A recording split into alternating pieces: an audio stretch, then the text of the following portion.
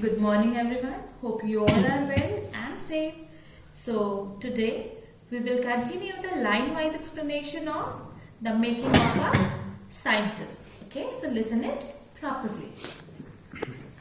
At the age of 22, a former scout of the year excited the scientific world with a new theory on how cells work. Richard H. Ebright and his college roommate explained the theory in an article in the Proceedings of the National Academy of Science. It was the first time this important scientific journal had ever published the work of college students in sports that would be like making the big leagues at the age of 15 and hitting a home run your first time at bat. For Richard Ebright, it was the first in a long string of achievements in science and other fields, and it all started with butterflies. An only child, Ebright grew up north of Reading, Pennsylvania. There was not much I could do there. He said, I certainly couldn't play football or baseball with a team of one. But there was one thing I could do, that is collect things. So he did. And did he ever? Beginning in kindergarten, Ebright collected butterflies with the same determination that has marked all his activities. He also collected rocks, fossils and coins. He became an eager astronomer too, sometimes stargazing all night for means having previously been a particular thing. Scout, a member of the Scout Association or a similar organization. Proceedings, a published report of a set of meetings or a conference. Journal, a newspaper or magazine that deals with the particular subject or professional activity. Fossils, the remains or impression of a prehistoric plant or animal embedded in rocks. Astronomer, an expert in or student of astronomy or astronomy you could say. Richard H. Ebright, along with his roommate, surprised the world at the young age of 22 when they explained the theory on how cells work in a paper published in the Proceedings of the National Academy of Science. This valuable magazine had published the work of college students for the first time. For Richard Ebright, it was one of the many achievements that he achieved later in his life. He says that all this curiosity started with butterflies. Ebright grew up in Pennsylvania and was the only child of his parents. He could have not done much there as there were very less people living there. He says that he could only do one thing alone, and that was collecting things. And he had no friends to play football or baseball with. he had begun collecting butterflies, rocks, fossils and coins from the time when he was in kindergarten. He also used to keep on staring at the stars and sometimes the whole night as he was interested in studying astronomy. From the first, he had a driving curiosity along with a bright mind. He also had a mother who encouraged his interest in learning.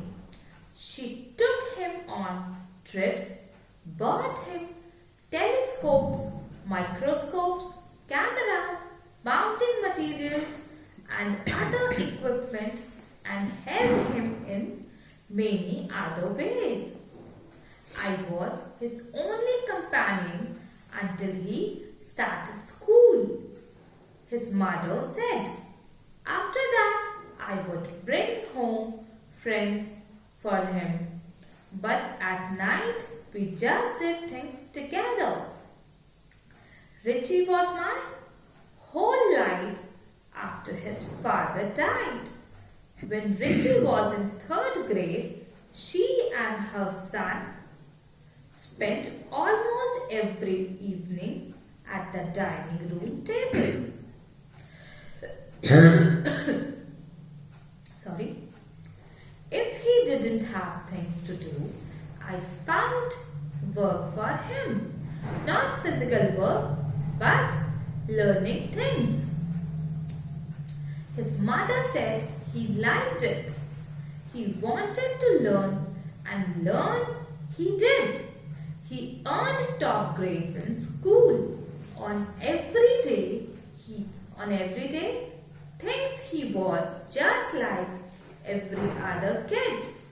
His mother said, by the time he was in the 2nd grade, a bride had collected all 25 species of butterflies found around his hometown. That probably would have been the end of my butterfly collecting, he said. But then my mother got me a children's book called The Travel of Monarch X. That book, which told how monarch butterflies migrate to Central America, opened the world of science to the eager young collector. Curiosity means a strong desire to know, encourage, give support, okay? Equipment, the necessary items for a particular purpose. Species, a group of living organisms consisting of similar individuals capable of exchanging genes or interbreeding. Monarch butterflies, a large migratory orange and black colored butterfly that occurs mainly in North America. Collector, a person who collects things of a specified type. Here, a bride had always been curious to learn new things and had a sharp mind. His mother used to encourage him to learn. She used to take him on learning trips, used to buy him telescope and other instruments that would help him in learning new things. His mother was his only friend until he went to school. After he started going to school, his mother would get his friends home. He and his mother used to stay together at night and they used to do and learn things together. A bride who was nicknamed Richie by his mother was her whole life and support system after his father died. When he was in 3rd grade, they used to spend most of the evenings together. If he didn't have anything to do, his mother would find him some task for learning. He used to like the learning work that his mother used to give him, as that was what he wanted to do, learn about more and more new things. He was a bright student as he used to score good in class and also was regular in his daily tasks. By the time he was in 2nd class, he had collected all the 25 species of butterflies that were found in his neighborhood.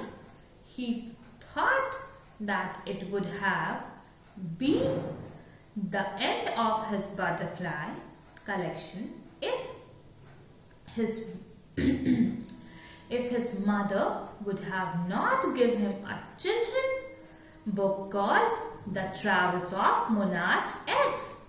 The book told how the monarch butterflies migrated to Central America, which was the turning point for Ebright as it turned his curiosity towards science. At the end of the book,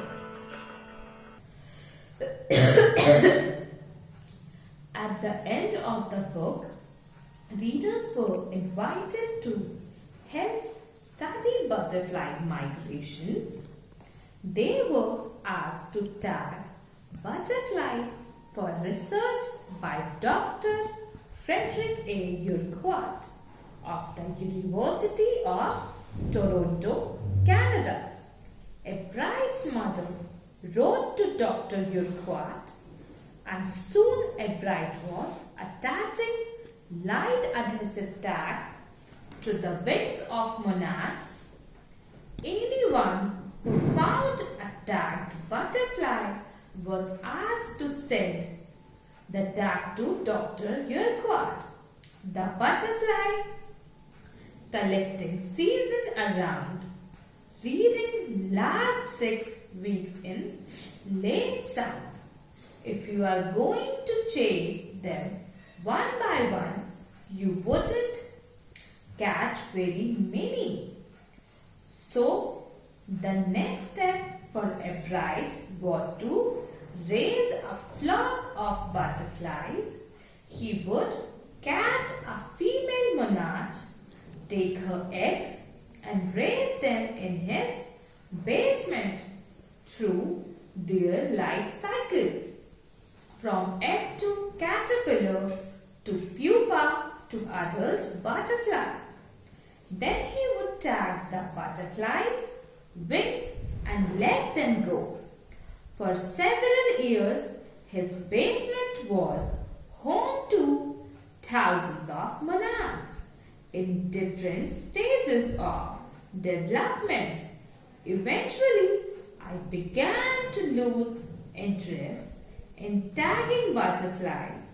It's tedious and there is not much feedback, Ebright said. In all the time I did it, he laughed. Only 2 butterflies I had tagged were recaptured and they were not more than 75 miles from where I lived.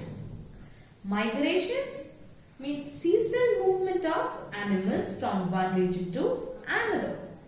Adhesive, able to stick fast to a surface or object, or sticky you could say. Flock, a number of birds of one kind of feeding, resting or traveling together. Life cycle, the series of changes in the life of an organism including reproduction. Tedious, too long. At the end of the children's book, that his mother had got him, the readers of the book were invited to help the study of butterfly migrations. They were asked to tag butterflies by Dr. Frederick A. Urquhart of the University of Toronto in Canada. Richie's mother wrote to the doctor, and soon he was attaching adhesive tags to the wings of the butterfly. The person who would find a butterfly with a tag was asked to send the tag to Dr. Urquhart. The butterfly collecting season lasted for around 6 weeks. Then Ebright understood that if he kept on collecting butterflies one by one, he would not be able to collect many. So the next step he took was what? That he decided to raise a flock. To raise a flock of butterflies in his basement. He used to catch a female butterfly, collect its eggs and raise them in his basement through their proper life cycles. Then he used to tag the wings of the butterflies and would let them go. There were thousands of monarchs in his basement, growing in different life stages for many years.